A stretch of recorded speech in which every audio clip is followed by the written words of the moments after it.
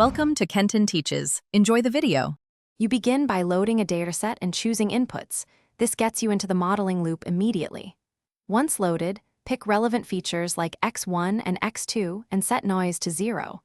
1 if you want realistic separability. Next, choose an activation function, re-LU for sparse interactions, tan for smooth boundaries, and set loss to cross-entropy for classification. Make sure to set the learning rate to a modest value, because too high will destabilize training right away. Now you expand the model. Add 1 to 3 hidden layers and choose unit counts such as 8, 4, 2 to capture complexity without overfitting.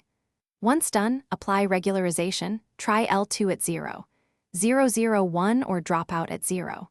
5 if the boundary wiggles too much, because regularization controls generalization.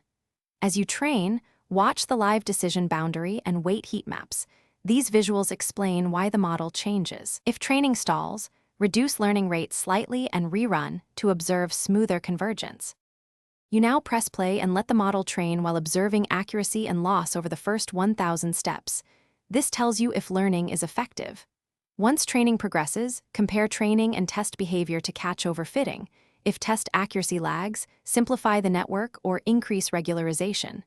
If the model never learns, lower the learning rate and try again. Often a high rate causes divergence.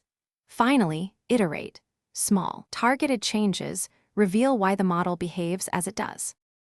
Thanks for watching. Please subscribe if this video was helpful.